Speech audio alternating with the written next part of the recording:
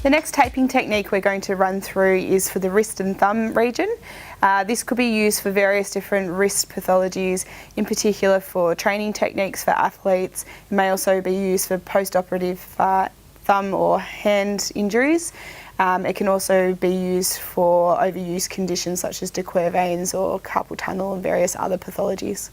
Now for this technique we're going to be using a 5 centimetre width gripper tape, and it's going to be placed over the forearm. So this is for a wrist condition, and I'm also going to show you an addition where we can add in a bit of taping over the thumb as well. So you could actually just do the wrist component or the thumb component, but I'll show you how we can actually combine two together.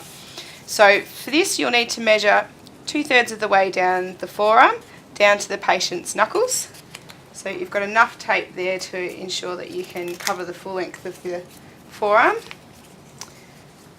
Round the corners so that we can ensure that corners don't get caught on any clothing.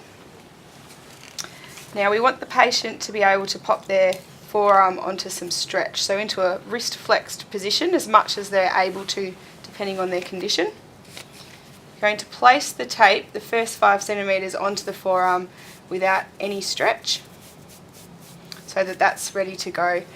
Now the last 10 centimetres we're going to use to actually apply around the thumb. So you'll need to just measure around about the 10 centimetre mark up the tape, cutting in the middle, but we're actually only going to use one of the strips of tape. So you can actually cut the second one off, and I just round that nicely just so it doesn't get caught on clothing again, and we'll round the edge on this side as well. Now we're going to peel the strip back so that the last little tentacle is free, and we're going to apply the tape on stretch down the forearm to the base of the wrist. Make sure that's sticking nicely by applying some heat.